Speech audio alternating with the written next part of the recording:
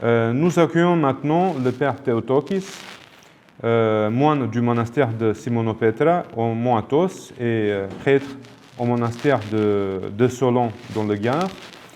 Le père Theotokis, il est originaire de Provence. Il a connu un parcours spirituel remarquable qu'il a mené du catholicisme à l'orthodoxie, notamment à la cathédrale Saint-Alexandre Nevski de Paris, avant de partir pour le mont Athos en Grèce, où il est devenu moine au monastère de Simonopetra. Il y a vécu 22 ans, se nourrissant de la tradition ascétique et spirituelle du mont Athos. De retour dans sa Provence natale, le père Theotokis exerce aujourd'hui son ministère sacerdotal au monastère de la protection de la Mère de Dieu à Solon dans le Gard, qui est un métochion féminin du monastère Athonie de Simonopetra. Il accompagne dans ce monastère spirituellement la communauté des sœurs et supervise les travaux de construction et d'embellissement du monastère.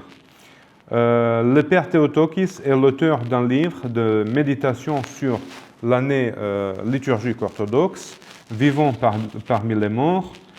Donc c'est un livre qui paraîtra prochainement aux éditions du Cerf et qui témoigne de son expérience spirituelle. Et donc le père Theotokis nous parlera aujourd'hui de Saint Sava, l'au-delà de la politique et la politique de l'au-delà. Père Theotokis, vous avez la parole.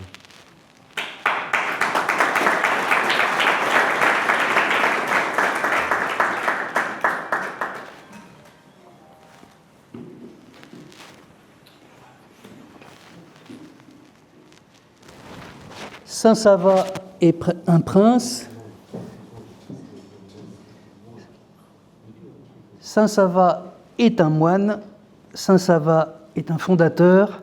Saint Sava est un apôtre. Saint Sava est un archevêque. Les questions fusent alors spontanément. Comment un seul homme peut-il être jusqu'au bout un véritable prince et un irréprochable moine? Comment peut-il vivre dans un même destin un hésychasme solitaire et en apôtre missionnaire? Comment peut-il concilier en lui-même la responsabilité épiscopale et l'abnégation contemplative?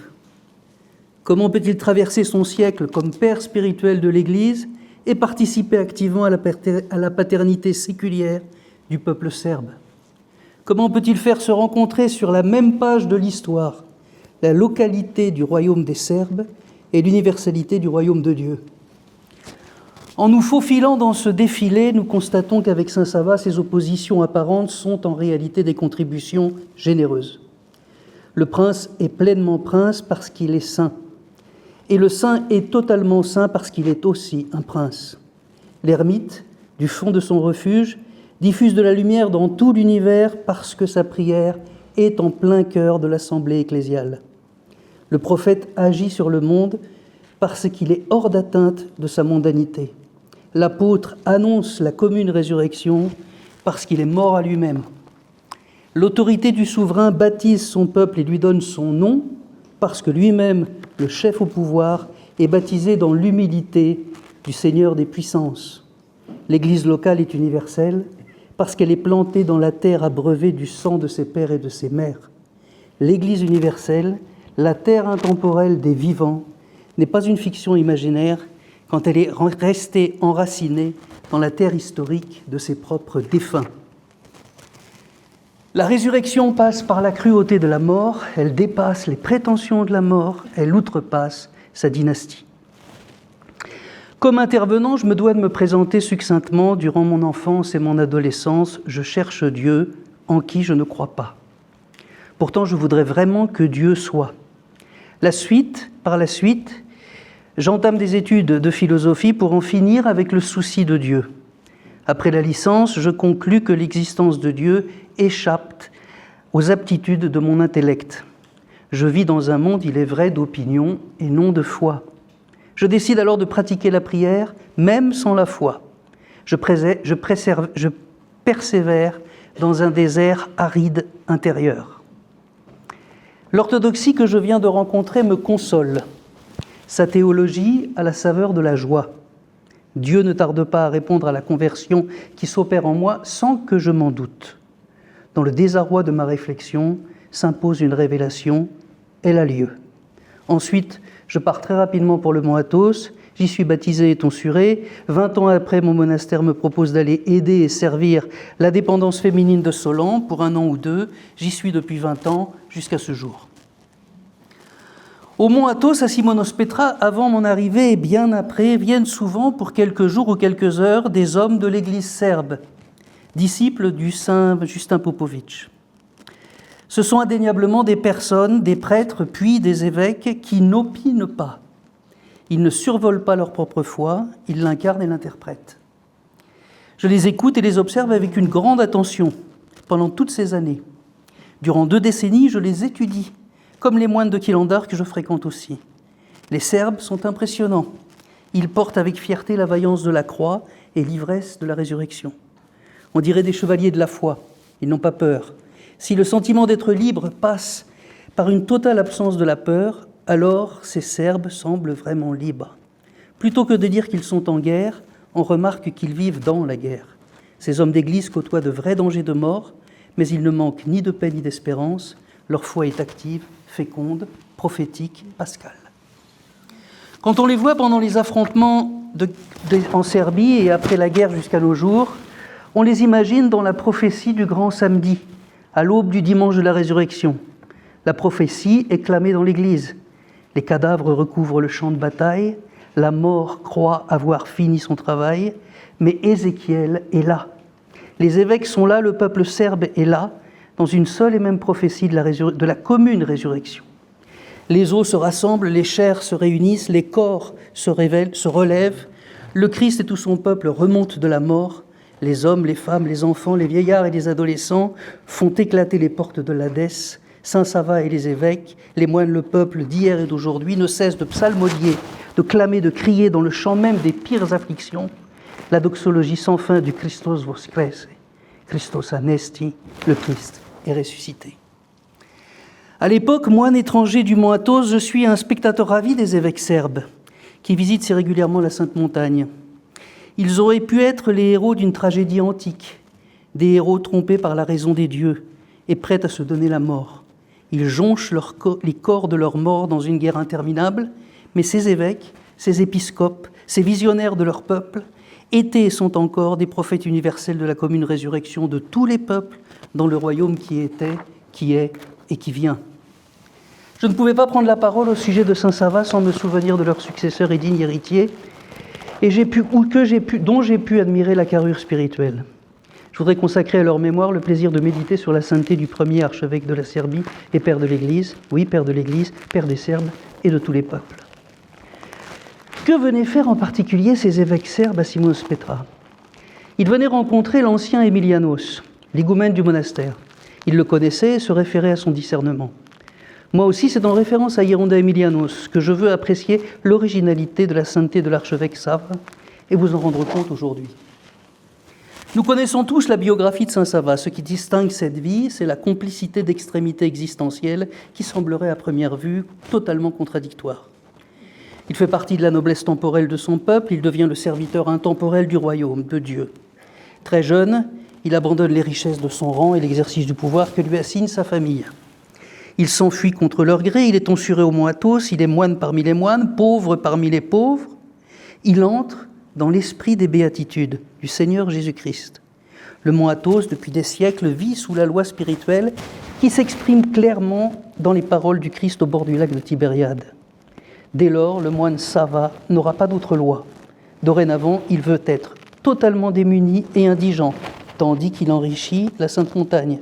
Sa famille, en effet, lui confie des richesses qu'il offre aux communautés de l'Athos. Il veut avoir faim, il a vraiment faim, son corps se flétrit, il en tombe malade, mais il entretient de ses biens familiaux des communautés des ermites athonites. Le prince moine Sava s'anéantit pour une souveraineté qui n'est pas de ce monde. Dans la nuit, à la lueur de ses oraisons, il explore les magnificences du royaume à venir.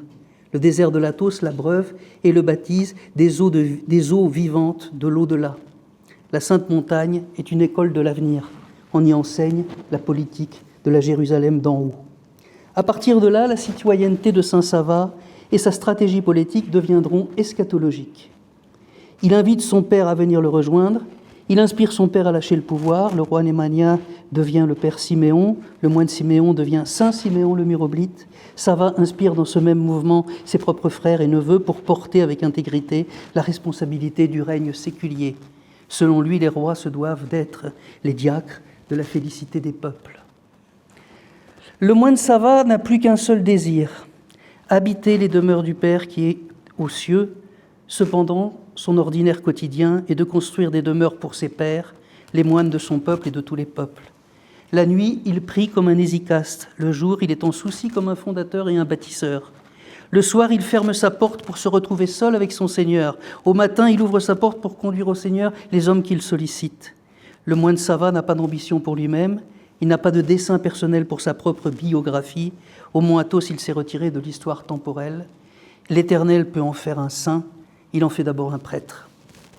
Durant toute sa vie, le serviteur de Dieu Sava cherchera le retrait dans l'anachorèse, tandis qu'il servira de plus en plus l'Église au milieu d'une foule toujours grandissante.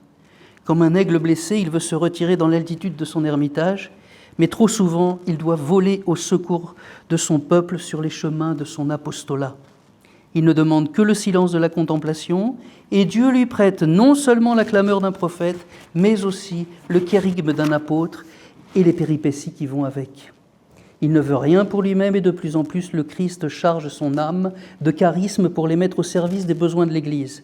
Plus il désire disparaître pour l'amour de Dieu, et plus l'amour de Dieu lui donne l'éclat à la face de tous les peuples et de leur royaume. Non seulement les Serbes, les Byzantins et les Bulgares sont impressionnés par ses vertus, mais aussi les Hongrois, les Latins, les musulmans. Il aurait tant voulu quitter la cité des hommes pour ne plus quitter la cité de Dieu, mais la sagesse du Très-Haut le cloue sur un siège épiscopal. De tout son cœur, il s'abandonne encore une fois au service de l'Église et du peuple de Dieu. Il renonce encore et encore à lui-même et à la jouissance contemplative des biens éternels. Ainsi, il endosse la croix de la responsabilité archiépiscopale pour servir l'Église de son pays que lui-même a rendue autocéphale, grâce à la notoriété de sa sainteté et la délicatesse de sa diplomatie. Il est invité à rester dans le monde, il accepte. Il lui faut témoigner que Dieu est le partout présent, que son royaume est proche, que l'au-delà est déjà là, que la cité céleste se manifeste pour l'élévation de la cité terrestre. Le moine prince, archevêque de la Serbie, tient dans sa main le sceptre de la croix. Il détient le pouvoir qu'il ne veut pas. Il pratique l'autorité qu'il n'a pas cherchée. Il est sanctifié. Il n'est plus de ce monde, mais il assure, en l'inspirant délicatement, la souveraineté politique de sa famille. Néanmoins, il prépare sa succession épiscopale. Il sait que le seul héritage qu'il peut confier aux siens, c'est la royauté du Christ. Sa stratégie politique personnelle a toujours été celle du précurseur, Jean, le Baptiste du désert. Lui aussi, Sava, le saint prince et digne archevêque, doit diminuer pour que le Christ grandisse. Il voudrait se retirer sagement de l'honneur que le peuple lui rend. Il veut partir intelligemment pour ne pas gêner ses frères et ses neveux dans le libre exercice du pouvoir politique. Il veut même pas imposer sa sainteté à la foi de son peuple. Il veut pour chacun l'entière liberté de suivre personnellement le Christ ou pas. La politique de saint Sava est de conduire le peuple vers une citoyenneté qui n'est pas de ce monde, afin que les grâces de la cité céleste ruissellent quotidiennement sur les pierres anguleuses de la cité terrestre. Le Christ, après la résurrection de saint Lazare et après son propre retour d'entre les morts, ne veut pas devenir le roi des Juifs sur le trône de Jérusalem. Le Christ est le roi des Juifs crucifié sur la croix du renoncement au monde et à soi-même pour la gloire du royaume des cieux. Saint Sava prépare sa définitive anachorèse. Il forme son successeur Arsène qui est sur le trône épiscopal de son Église. Il redonne ses derniers conseils au prince héritier au prince héritier sur le trône séculier de son pays. Il annonce son départ, il s'en va. Saint Sava avait prédit qu'il ne mourrait pas dans sa terre natale. Il réussit maintenant sa sortie. De son vivant, il quitte définitivement le monde. Il fait comme le Verbe incarné après sa résurrection, il s'en va et laisse ses disciples là. En effet, le Christ qui ressuscite les morts ne veut pas rester vivant, vainqueur et dominateur parmi son peuple. Il ne veut pas gouverner, il ne veut pas le pouvoir, il ne veut pas devenir le roi tout-puissant de Jérusalem. Il refuse d'être le tyran d'un peuple obligé de croire à lui à cause de la résurrection des morts. Un homme-dieu despotique aurait pu continuer de ressusciter les soldats morts de son armée pour vaincre définitivement les ennemis romains envahisseurs de la nation juive. Non, le Christ et saint Sava quittent leurs capitales respectives. Tous les deux veulent un peuple responsable et une Église fondée sur la liberté de vouloir et de choisir son maître et son Dieu. Le Christ et saint Sava veulent que la foi soit un acte personnel et totalement libre. Celui qui le veut, que celui qui le veut me suive, qu'il renonce à lui-même et porte sa croix. Seulement celui qui le veut, seulement celui qui veut renoncer à sa propre vanité. Chargé d'années, Sava s'en va, il part en pèlerinage, il veut partir en Dieu, il veut se retrouver en Dieu, il est prêt, il est en paix, il est dans la paix, il peut s'en aller. Mais c'est aussi toute la Serbie qui l'amène avec lui en pèlerinage. Il reste l'ambassadeur de son peuple, le porte-parole de ses souffrances, le prophète de ses espérances, le précurseur de son avenir. Il va à Jérusalem, il va prier, il va chercher la mort. Il va se pencher sur le sépulcre du Dieu vivant. Sava veut mourir avec le Christ crucifié pour que son peuple vive selon le Christ ressuscité. Le saint parle à Dieu en faveur de son peuple sur le tombeau du Verbe incarné. Il interpelle la résurrection, il convoque le royaume. Il rencontre aussi les grands du pays du Levant. C'est un vieux moine, un sage archevêque et un prince expérimenté. Il est reçu et honoré par les gens du pouvoir. Il intercède encore une fois pour son peuple auprès des hiérarques et des princes de l'Orient. Il passe de cité en cité, d'Alexandrie au Caire, du mont Sinaï à Jérusalem, d'Antioche à Nicée, où se sont établis l'empereur byzantin et le patriarche de Constantinople. Le vieil archevêque retourne bien sûr au mont Athos, le jardin de la Théotokos, la société attonite est pour Sava une réverbération du royaume immuable. De la Sainte Montagne, Sava part pour la Bulgarie. Il dialogue avec le roi, il communie avec le peuple. Archevêque de Serbie, il a fait passer son peuple de pays en pays, de proche en proche, de prochain en prochain. Il conduit le royaume des Serbes dans le royaume de Dieu. Son rayonnement personnel réunit les nations. Sa modestie princière solidarise les concurrents et apaise les adversaires. Sa vertu éprouvée désarme les ennemis. Sa sainteté éclairée édifie l'orthodoxie. Il pérégrine à l'étranger. Il va mourir à l'étranger. Il est par excellence un étranger au monde. Mais il est aussi un ange qui rassemble les nations. Il fallait qu'il se fasse étranger pour devenir un envoyé du ciel. En tant qu'étranger, il peut servir le royaume des cieux comme un archange de paix et un artisan de l'avenir. Il réunit au long cours de sa vie et dans sa mort aussi toute l'assemblée de l'Église. Comme un étranger dans le monde, il ouvre grand les portes de la cité céleste, de la Jérusalem d'en haut, dont il a toujours été le citoyen dans le secret de ses nuits de prière. Au royaume de Dieu, dans les nombreuses demeures du Père, toutes les femmes et tous les hommes sont des étrangers, et tous les étrangers sont comme des anges. Le Fils unique du Père lui-même s'est rendu étranger pour faire monter avec lui la nature étrangère de notre humanité sur le trône de sa magnificence. Saint Sava est le père de son peuple, mais aussi, parce qu'il est un véritable étranger dans la mondanité du monde, il devient père de l'Église au-delà de l'espace et du temps. Les biographes de Saint Sava, les saints Justin et Nicolas, déposent dans la sacralité du mystère la mort en exil du fondateur de l'Église serbe. Saint Sava est l'artiste de sa majestueuse biographie, même sa mort est un geste virtuose. Il meurt pour son peuple, mais au banc de son peuple, dans la maison du voisin et rival historique. Jusqu'à sa sainte mort, le Saint-Père est un homme politique, en mourant dans les bras d'un peuple compétiteur, en s'éteignant dans le lit du roi bulgare, en se couchant dans un sépulcre qui n'est pas celui que sa famille a préparé pour lui. Sava est à la cime de sa politique, comme au sommet de sa sainteté. Il ne pouvait pas être vraiment le père de tous les Serbes s'il ne s'était pas montré en Christ l'icône du Père qui est aux cieux et Père de tous les peuples. En recevant du Père céleste la grâce de la paternité, Sava devient le Père de sa nation. En étant absolument Père de sa nation, à l'image et à la référence du Père de toutes choses, il est couronné Père de l'Église et de tous les peuples, Père de leur communion. Durant toute sa vie, Sava n'avait qu'une seule loi, la loi spirituelle à laquelle il fut initié par le monachisme attonite. La loi christique des béatitudes restait la référence de son inspiration, à la fois ascétique et politique. La pauvreté selon l'esprit, en distribuant généreusement tous les dons terrestres et célestes que le saint recevait abondamment, mais aussi la faim eucharistique, offerte en oblation de soi-même sur l'autel du sacrifice et de la grâce. mais encore la soif inextinguible qui fait couler l'eau vive de l'esprit des entrailles de l'assoiffé. Ensuite les larmes de joie qui purifient les péchés et baptisent les afflictions dans les flots de la lumière divine. Enfin les calomnies, l'humiliation des calomnies extérieures qui scellent l'intégrité intérieure du bienheureux dans le livre de vie. Telle est la loi de l'esprit, la loi par laquelle exultent tous les saints de l'Athos et la bienheureuse loi que saint Sava l'Atonite voulait pour son peuple et les cités de son pays.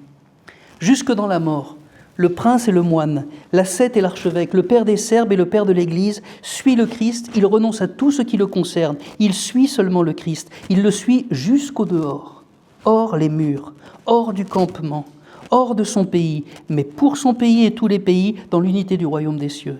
La mort de saint Sava à l'étranger couronne sa sainteté, parachève sa paternité. La paternité spirituelle est plus qu'un sacrifice temporel, c'est un holocauste au-delà du temps. Comme l'apôtre Paul le clame, Jésus a subi la mort à l'extérieur de la porte pour sanctifier le peuple de son propre sang.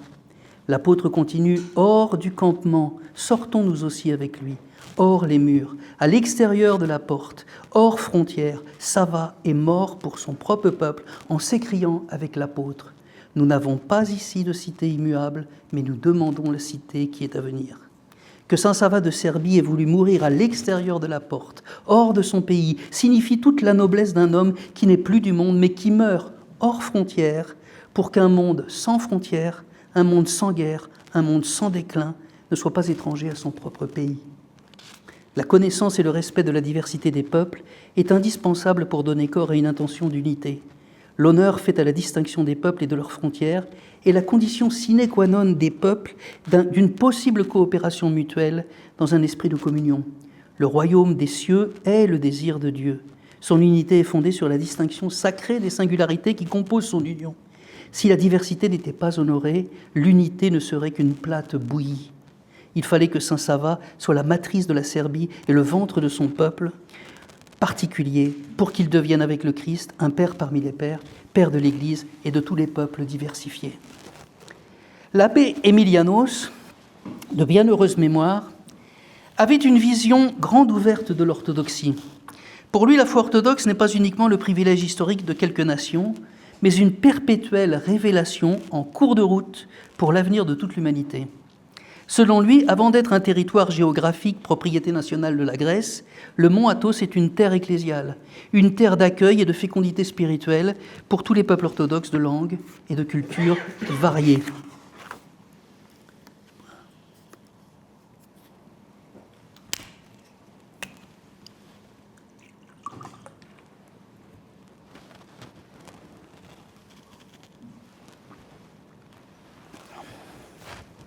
L'État grec et le patriarcat de Constantinople furent un moment effrayés par l'affluence des Slaves sur la Sainte Montagne après la chute du monde soviétique.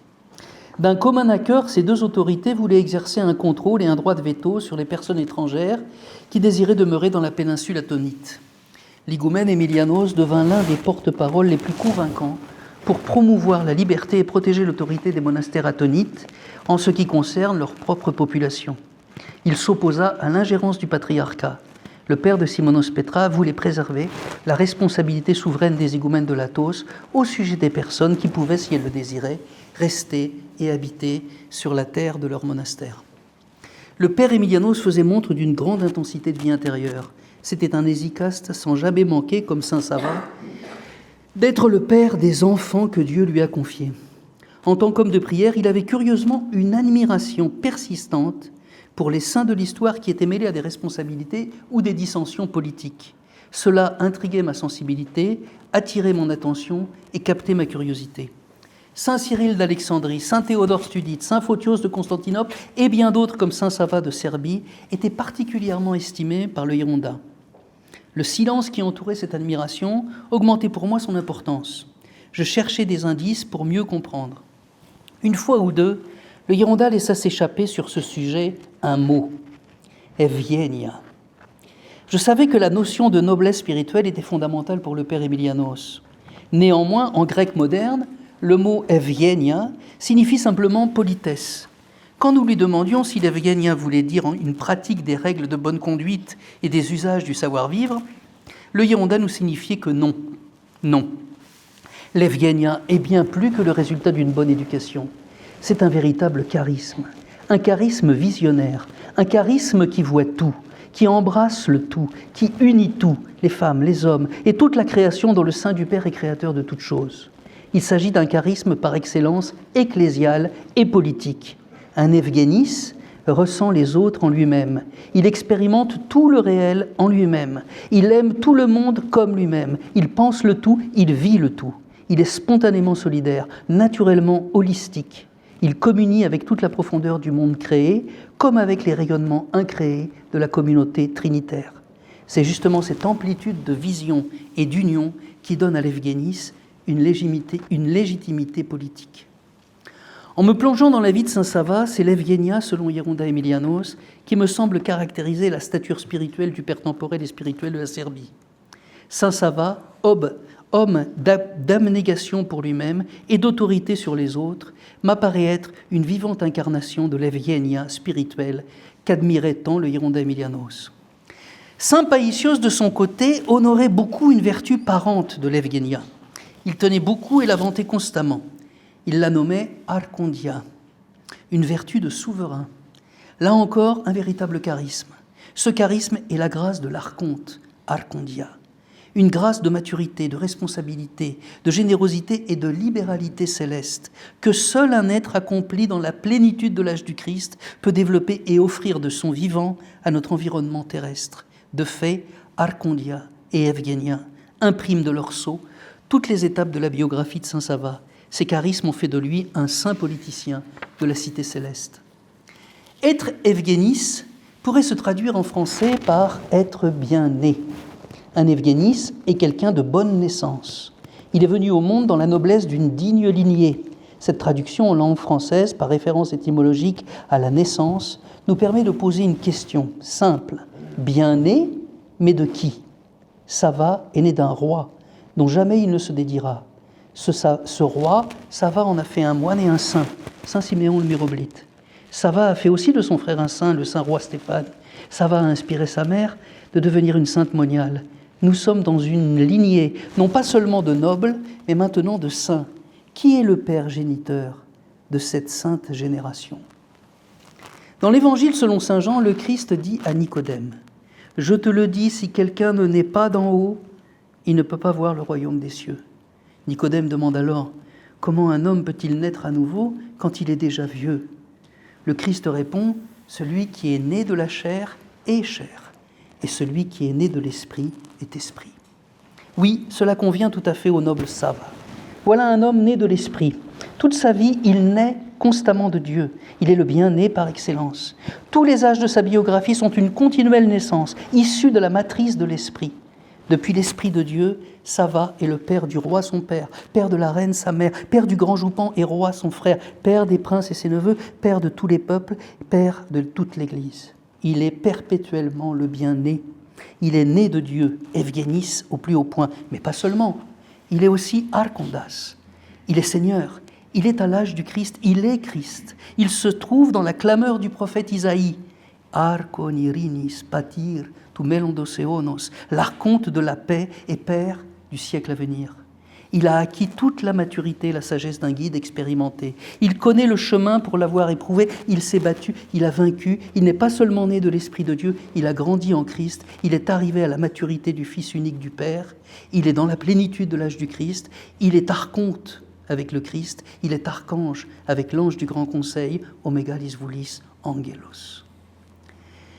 Evgenia qui Archondia, où en sommes-nous presque 1000 ans après ? Est-ce qu'il se trouve toujours des gens bien nés ? Quelqu'un peut-il encore naître de l'Esprit de Dieu ? Un homme plénier, mature, expérimenté, humble et souverain à la fois, un véritable archonte, un seigneur parce que serviteur et un serviteur parce que seigneur. Peut-il se montrer encore parmi nous et nous conduire dans les diverses demeures du Père céleste ? On remarque dans les siècles qui nous précèdent une évolution anthropologique. On peut noter assez succinctement qu'à la fin du Moyen-Âge, dans les décennies qui ont suivi la dormition de saint Sava, émerge un monde savant. Peu à peu, le raisonnement, la connaissance, la science s'émancipent autour d'un être en capacité de réflexion selon un cogito de type cartésien. L'être humain pense de façon organisée et de manière prédictive. Cette activité l'établit comme un être vivant autonome, capable de définir les choses du monde et de se déterminer par lui-même. À l'heure actuelle, cette émancipation passe par un humanisme fondamental où la femme et l'homme se veulent être les maîtres absolus de leur origine et les princes hégémoniques de leur dénouement. Ils sont bien les manipulateurs de leur propre naissance, ils sont les apprentis sorciers de leur propre corps, ils sont les anges de leur propre mort, ils sont les dieux de leur néant. De plus, dans les décennies qui nous précèdent, nous avons constaté une pression culturelle promulguant un individualisme conquérant. Dans ce mouvement, nous avons pu remarquer un assouplissement de la morale des devoirs communautaires et un endurcissement de la morale des droits individuels en faveur d'un égoïsme dégourdi pour aller de l'avant, entreprendre, réussir et gagner. Après l'affranchissement de cet égotisme pédagogiquement assisté, nous n'avons pas tardé à nous plaindre de ses effets secondaires, un narcissisme généralisé, très vite accusé de perversité prédatrice. Nous nous retrouvons aujourd'hui dans une forme d'autisme sociétal, où chacun ne peut plus vivre que pour sa propre peau. Une peur sans raison grandit dans mon confinement volontaire. Le monde entier s'incarcère dans une confortable consommation de jouissances virtuelles. Les gens n'ont plus besoin de véritables rencontres avec les autres. L'amour d'un autre que nous-mêmes nous est devenu très contrariant. Le risque d'aimer est trop périlleux. L'engagement amoureux est trop sacrificiel. Le plus profitable est de n'aimer que soi-même et de ne faire confiance à personne. L'amour n'est plus recommandable. Nous voyons poindre une humanité en état de dispersion dans une obscure émancipation sans aucune sagesse communautaire ni intelligence interrelationnelle.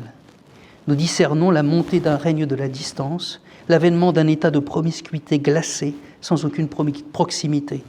Nous craignons l'apogée d'une société totalement dépressive, dans un totalitarisme de consommation masquée.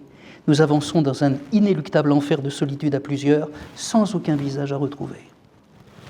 Qu'est-ce que nous psalmodie la vie de Saint Sava ? En écho des paroles du Christ, aujourd'hui même, dans notre état de dépression historique et notre condition sociétale de perte de sens, Saint Sava est un Evguénis, un prince de l'unité, un archondas, un archonte de la paix, un père du siècle à venir, un politicien du royaume des cieux.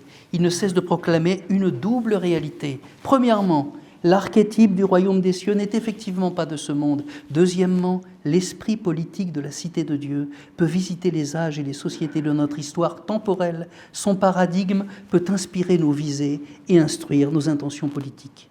Qui sommes-nous selon Dieu ? Sous le regard intemporel de Dieu, notre réalité est tramée dans l'unité. Nous sommes un.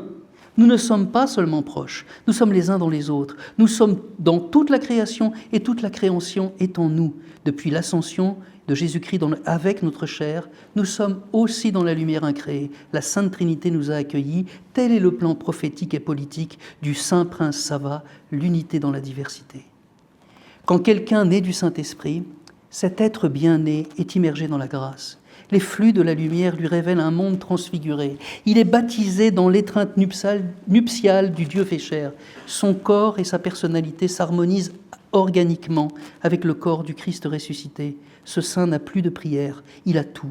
Il n'est plus dans la supplication ni la demande, il est dans le tout. Il est le tout, il est en Dieu, il est Dieu avec Dieu et par Dieu. En Dieu, l'être humain garde toute sa singularité. Le saint écrit une biographie unique et porte un nom inoubliable.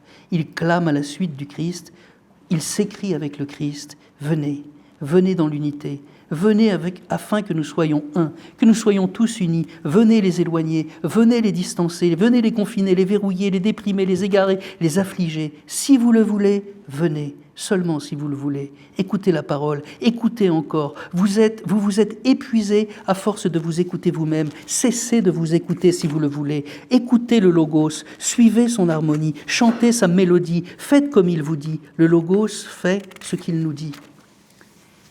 Oubliez-vous et venez, si vous le voulez, suivez-moi et oubliez-vous.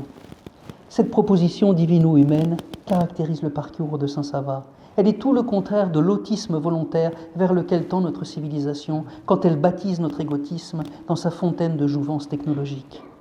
Depuis des décennies, les sociologues ont remarqué que les totalitarismes se maintiennent en déterminant et en édictant les désirs de leur population. Nous observons ce procédé dans les choix téléguidés de nos propres consommations. Nous subissons un impératif de jouissance. En bon élève, l'autiste résolu de l'être, le mal-né de lui-même, l'agénis au lieu de l'evgénis, referme son existence dans la passion de soi et la consommation des autres dont il a fait ses objets. Il ne désire rien d'autre que son plaisir immédiat. La civilisation du capital lui impose des envies préfabriquées. Il est neutralisé par sa propre satiété de divertissement narcissique. Il est stérilisé par l'illusion de son autonomie de jouissance. Il est incapable de voir plus loin que le bout de son nez. Il n'a pas d'autre horizon que la clôture de son égomanie. Il est seul. Il ne veut plus rien. Il mange sans la faim. Il absorbe du plaisir sans aucun désir. Il est repu de déplaisir. La répression des passe-temps virtuels l'enfonce dans un désespoir terriblement réel. Il est dans le couloir de l'enfer. Seul il s'y traîne vers une éternité de solitude glaciale. Saint Sava voit loin. Contrairement à notre société d'auto-centrée, Saint Sava voit tout. Il est le bien-né, il est Evgénis, il est né d'en haut. Saint Sava est l'épiscopos. Il regarde du dessus. De tout en haut, il voit au-delà du maintenant, il scrute le toujours, il contemple le royaume à venir, il est l'archonte, l'archiépiscopos, il a la plénitude de l'âge du Christ, il est oint, il est Christ avec le Christ et par le Christ. Il est l'archondas de la paix et père du siècle à venir. Comme le Christ, Sava est un seigneur. En Christ, le Seigneur est un serviteur, le serviteur de son peuple, le serviteur de l'Église, le serviteur de toute la création. Saint Sava est le chef et le serviteur, l'archevêque et le diacre de tout le monde créé. Mais Saint Sava voit aussi et surtout le monde incréé, le tout de Dieu, sa gloire et sa lumière. Il veut que la cité terrestre soit l'icône incarnée, matérialisée de la cité céleste. Il veut l'Église. Saint Sava veut l'Église pour nous, à une condition. Il est notre serviteur, à condition que nous le voulions. Il est l'archonte de l'Église, à condition que nous le suivions. Il s'en va pour nous permettre librement de le suivre. Comme Dieu, Saint Sava ne s'impose pas. Dieu est là quand nous le voulons, quand nous le prions, quand nous le regardons, quand nous lui ressemblons, quand nous le faisons comme lui, quand nous faisons ce qu'il nous dit. Dieu est le premier à faire ce qu'il nous dit. Il est le premier à aimer sans intérêt et sans condition. Dieu aime sans que nous l'aimions. Il nous a donné sa liberté. Nous pouvons ne pas l'aimer, nous pouvons ne pas le suivre, nous pouvons ne pas le vouloir. Mais alors, ne nous étonnons pas si notre pouvoir est une prédation redoutable et notre politique une guerre interminable. L'égocentrisme culturel dont souffre notre siècle est un aveuglement. À force de voir court, un homme résolument auto-centré ne voit plus rien. Il ne se voit même plus lui-même. Il est aveuglé par son obscure intimité. Il est dans le noir. Il veut naître de lui-même. Il est le mal-né dans la référence exclusive à lui-même. Il est mort-né au présent comme dans l'avenir. Il est agénis au lieu d'evgénis. Il n'a pas d'autre pour l'aider. Il ne veut pas qu'on l'aide. Il ne veut personne. Il n'aime personne. L'autisme est notre avenir si nous ne retournons pas vers les saints comme Sava, ceux qui voient loin, ceux qui voient tout, au-delà d'eux-mêmes, au-delà du monde, au-delà de l'espace et du temps. La politique de Dieu est tissée dans le don de lui-même et elle est tramée dans le pardon des autres. Particulièrement aujourd'hui, presque un millénaire après sa naissance, nous avons besoin de Saint Sava, le bien-né et l'archonte de l'avenir. Il voit ce que nous ne voyons pas. Il nous regarde dans la cité de Dieu. Il nous voit dès maintenant et pour toujours dans les siècles des siècles.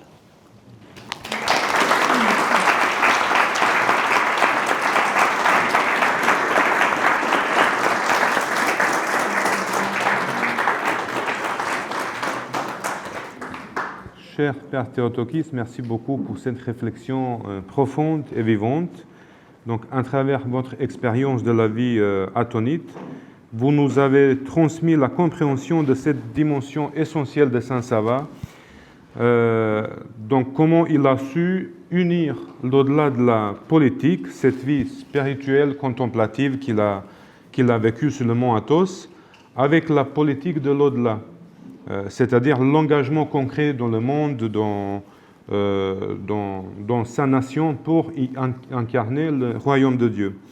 Et donc vous nous avez éclairé sur ces dimensions très importantes, la dimension eschatologique de l'œuvre de Saint Sava, parce que Saint Sava n'organisait pas simplement une église comme une institution terrestre, mais il orientait son peuple vers le royaume à venir. Merci encore pour cette contribution précieuse.